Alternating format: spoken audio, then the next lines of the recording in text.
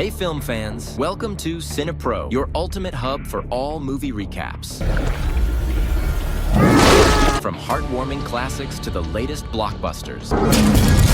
The movie begins in space with a destroyed spaceship, inside which was a scientist named Atkins. She and her team were conducting an experiment on a small mouse, but the experiment failed, and the mouse transformed into a giant creature, destroying the lab. Atkins tried to explain what happened, but her manager, Claire, refused to let her escape. Claire locked the door leading to the escape capsule and ordered Atkins to collect the samples before escaping. She told her, either you escape with the samples or you die here. Atkins had no other choice and was forced to go to the lab, where she collected 3 samples of a substance called CRISPR. At that moment, the giant mouse arrived, and it became clear that the CRISPR substance had turned the mouse into a ferocious and massive creature. Atkins quickly headed toward the escape capsule, and Claire opened the door for her. Atkins successfully entered the capsule, but the mouse tried to break the capsule door. Atkins detached the capsule from the spaceship and headed toward Earth, watching the spaceship completely destroyed from her position. Unfortunately, the intense fire broke the glass of the capsule, killing Atkins, and the 3 samples fell to Earth. On Earth, we are introduced to a team of 4 people led by Dr. Davis. He takes them to the San Diego Reserve, home to some gorillas. For the first time, Davis's team sees the gorillas up close. There was a new gorilla that had joined the reserve named Baffo, who seemed very aggressive and bothered the other gorillas since it was his first time interacting with animals like himself. Davis warned the team to be cautious when dealing with the gorillas. As they approached, they entered the reserve, and Davis tried to calm Baffo by communicating with him through sign language. Davis's method worked, and Baffo completely calmed down. However, as soon as a giant gorilla named Mac appeared, Baffo became agitated again. Davis ordered his team not to move, but Connor didn't listen, got scared, and ran. Baffo chased after him to attack, but Mac intervened, throwing Baffo aside. Baffo became scared of Mac and retreated. It turned out that Mac and Davis were very close friends. Davis reassured his team, telling them that Mac was very kind and loved joking and laughing. Mac turned out to be gentle with Baffo because Baffo was still young. Davis explained that hunters had killed Baffo's entire family and asked Mac to welcome him, to which Mac agreed. We learn that Mac is the last gorilla of his species. After finishing their work, Davis drove home. At night, we see the 3 samples falling from Atkins's capsule. The first sample landed near a pack of wolves, and one wolf inhaled the entire substance. The second sample fell into a crocodile lake, where a crocodile ate it completely. The third sample landed in the gorilla reserve, and Mac inhaled the entire substance. The next day, Davis rushed to the reserve after being told that Mac was behaving strangely. His colleague Nelson informed him that Mac had broken into the bear enclosure. When they went to the bear enclosure, they found that Mac had already killed a bear. Davis found Mac hiding in a cave and went to talk to him calmly. Mac apologized for killing the bear, but he was clearly scared. Mac emerged from the cave, and Davis was shocked to see that Mac's size had increased significantly. Davis became worried, but calmed Mac and got him back into the cave. Connor called them over the radio to come to the gorilla forest. When they arrived, Connor and Amy showed Davis a sample of the CRISPR substance, but they still didn't know what it was. The scene shifts to Chicago, where we meet the head of the Energene company, Claire, who had been speaking to Atkins at the beginning. Her brother Brett was furious because they had lost the CRISPR samples. However, Claire informed him that the 3 samples had already landed on Earth, as evidenced by reports of 3 meteor-like objects falling. She decided they needed to retrieve the samples from the 3 locations. It was revealed that she was in contact with a military company to handle the mission of retrieving the samples. We then see the military team preparing and boarding a plane to the location of the first sample, which had fallen near the wolf pack. When they arrived, they found the sample empty and reported this to Claire. They also informed her that all the wolves in the area were dead, with evidence suggesting that only one wolf had killed them all. Claire realized that this wolf had been exposed to the CRISPR substance and ordered Burke to capture the wolf, dead or alive. The team followed orders and tracked the wolf's location. They managed to spot it moving among the trees. Burke shot at it, thinking it was down. They landed the plane to retrieve its body, but they couldn't find the corpse. Instead, they found massive footprints and were shocked by the wolf's size. While they were discussing this, the wolf appeared and killed one of them. They tried to shoot it, but it was incredibly fast. The wolf returned, killing them one by one. Claire realized that the entire team would be wiped out, and indeed, only Burke survived. He saw the bodies of his teammates and ordered the pilot to come and pick him up. He ran toward the plane, shooting at the wolf, but the wolf leaped into the air, revealing its enormous size, and destroyed the helicopter. The plane crashed and was destroyed, and the wolf killed Burke. Meanwhile, Davis had locked Mac in a cage. Nelson conducted blood tests on Mac, and Davis was shocked by the results, which showed a strange increase in growth hormone hormones, explaining Mac's rapid size increase. Nelson suggested reporting Mac to the government, as he had become a danger. Davis refused, fearing that the government would kill Mac. They decided to monitor Mac and promised to investigate the matter further. Later, we are introduced to a scientist named Kate. She was a former scientist at Energine and saw news reports about the spaceship crash and the samples that had fallen to Earth, including one in the San Diego Reserve. The news also mentioned the gorilla Mac and his killing of the bear. Kate decided to go to the San Diego Reserve, where she met Davis and told him she had worked on the CRISPR samples that affected Mac. Davis took her to the cage where Mac was being held and informed her that Mac had gained 40 kilograms in just one day. Davis asked her to explain what had happened. She told him that the CRISPR substance was a mixture of growth hormones from other animals, such as sharks, whales, and cheetahs, which had caused Mac's rapid growth and aggression. She claimed to be the only one who could cure Mac. Suddenly, Mac became agitated, broke the cage, and escaped. He ran into the reserve, spreading panic among the people. He made his way to the street, destroying a car with a single blow, terrifying people who saw a gorilla of that size in the street. The police arrived to shoot at him, but Davis intervenes and tells them, "I am the specialist who deals with the gorilla. I will handle the situation, but lower your weapons." He communicates with Mac and calms him down using sign language. The officers lower their weapons, but one officer from the helicopter shoots Mac with tranquilizer darts, causing him to lose consciousness and collapse to the ground. At night, the American authorities arrest Davis and Kate, accusing them of the experiments conducted on Mac. They are confronted by Agent Russell, who arrested them and captured Mac as well, claiming he wanted to ensure Mac's safety. Russell mocks Davis for being friends with a gorilla and communicating with it. Later, the police transport all three of them on a plane. Davis notices that Mac's wounds are healing on their own. Kate explains that it's because of the CRISPR substance, which contains the DNA of the African spiny mouse, an animal capable of regenerating its cells. Russell interrupts, and Davis warns him that transporting Mac on the plane is dangerous for everyone's safety. Russell dismisses his concerns, saying the gorilla is under strong sedation and won't wake up anytime soon. Russell then informs Kate about another creature, a wolf named Ralph, that has also been exposed to the substance. He shows them a video of Ralph's enormous size. Davis argues that Mac is innocent and needs treatment, which Kate can provide since she worked for Energine. However, Russell reveals the truth. Kate was fired from Energine 2 years ago and served 13 months in prison for stealing company data. Davis is shocked and asks Kate if she can cure Mac. She apologizes and admits she cannot. Disheartened, Davis loses trust in her. Meanwhile, Claire learns that Kate has been arrested, but suspects Kate is providing evidence to incriminate Energine. Claire devises a plan and activates a radio wave device on her company's rooftop. The device's purpose is to lure the three animals to the building. Once they arrive, the military will kill them, and Claire will obtain their DNA to sell for millions of dollars. This plan will also eliminate Kate, since the radio waves will cause Mac to destroy the plane to reach the device. As expected, the radio waves are activated, and Ralph senses them, stopping his destruction of cars and heading toward the signal. Lizzie, the transformed crocodile, also begins moving toward the waves. Mac, despite being sedated, senses the waves, wakes up, and becomes enraged. He destroys the cage and frees himself. The officers shoot at him, but it has no effect. He kills them all and wreaks havoc, with no one able to stop him. Russell uses a powerful weapon against Mac, but Mac easily overpowers him. Davis frees himself and calmly talks to Mac, successfully calming him down. However, when the officers shoot Mac again, he becomes enraged, attacks the officer, and accidentally causes an explosion on the plane. As the plane begins to crash, Davis and Kate try to hold on. Mac almost attacks them, but a vehicle falls on him, pushing him away. Davis and Kate grab parachutes, and Davis takes the unconscious Russell with him. They open their parachutes and survive as the plane crashes and explodes with Mac inside. Davis is upset, believing Mac has died. However, when they land, they find no trace of Mac's body, only his footprints, indicating he survived and escaped. Russell thanks Davis for saving him and informs them that the authorities are heading to Energine to investigate Claire. On the other hand, Claire is frustrated that Kate survived. The authorities arrive to search the company, and Claire allows them to inspect everything. She tells Officer Park that Kate is responsible for the recent animal attacks in the streets, thus shifting all blame onto Kate. Meanwhile, Davis and Kate reconcile, with Kate apologizing for lying. Davis tells her, "That's human nature. People lie to get what they want. Humans will do anything to achieve their goals, which is why I prefer animals." He shares how he found Mac as a baby hiding under a car during a war in Africa. Mac had witnessed hunters kill his parents to sell their gorilla fur for a lot of money. Davis arrived just in time to save Mac. Kate agrees that many humans are bad, but insists not all are. She explains that despite humans killing Mac's parents, Mac trusted and loved Davis. Kate then reveals why she created the serum by any means necessary, so he can help us fight Ralph and Lizzie. Meanwhile, Mac is destroying the radio equipment. Claire confronts them, pointing a gun, and orders Davis to distract Mac while she escapes. Davis looks at Kate, who understands his plan. Davis loudly calls out to Mac, while Kate strikes Claire and places the serum in her bag. Mac grabs Claire, throws her into his mouth, and eats her, thus ingesting the serum. 10 minutes later, Mac calms down completely. Meanwhile, Meanwhile, Brett had gone to the ground floor with his laptop and lab rat to continue his work later. But Russell arrives and stops him. Noticing debris falling in the street, Russell gets an idea. He tells Brett, "Give me the laptop and the lab rat, and I'll let you go without arresting you." Brett takes the bait and agrees. But as he leaves, a rock falls on him, killing him. Davis and Kate are forced to board the damaged plane. Lizzie destroys the building in her path, causing it to collapse. Their plane crashes with the building, but they manage to escape alive. They see that some people still haven't evacuated. Mac emerges from the rubble, and the serum's effect has taken hold, making him calm and non-aggressive. He recognizes Davis and communicates with him. However, Ralph and Lizzie are still alive and emerge from the debris. The planes carrying the bomb approach. Davis tells Kate to contact Russell and ask him to stop the bomb's deployment because civilians are still in the city. Davis and Mac take on the two monsters. Mac manages to strike Lizzie with a metal pole and fights Ralph, throwing him far away, but Ralph turns out to be able to fly. Davis notices Lizzie recovering, so he shoots Ralph to distract him and lure him toward Lizzie. The plan works, and Ralph collides with Lizzie, who bites his neck and decapitates him. Davis shoots Lizzie, but it has no effect. She chases him as he struggles to survive. In the end, Lizzie corners him and is about to eat him, but Mac saves him, attacking Lizzie. Meanwhile, Kate reaches Russell and explains the situation. Russell contacts Colonel Blake, urging him to reconsider deploying the bomb because civilians are still in the city. The battle between Lizzie and Mac is intense, but Lizzie is much stronger. She grabs Mac by the leg to kill him, but Davis throws a grenade into Lizzie's ear, temporarily knocking her unconscious. As she's about to strike Davis with her tail, Mac intercepts the blow, but Lizzie throws him onto a metal spike, impaling him. Mac tries to resist and stand against Lizzie, but is too weak. Lizzie gains the upper hand. Davis finds a military plane, boards it, and fires at Lizzie to distract her from Mac. Lizzie approaches the plane, and Davis launches missiles at close range, injuring her. Lizzie chases Davis to finish him off, but Mac intervenes, striking Lizzie in the eye with a metal rod. Mac succeeds in killing the crocodile for good. Seeing what happened, the military cancels the bomb. Exhausted, Mac rests. Davis tells him, "You saved me from death, and together we saved the city." They shake hands, but then Mac stops breathing and dies. Davis is shocked. Kate comforts him, saying, "You managed to save lives. Millions are watching, and the families see them hugging each other." But then Mac moves his hand and reveals that he's alive. He was joking with Davis, and Davis is happy to see that he's alive. He starts thinking with Kate and Russell about where they'll put Mac now that he's this size. And here we reach the end of the episode. Don't forget to like, subscribe to the channel, and activate the bell to receive all new updates. See you in the next video. Goodbye.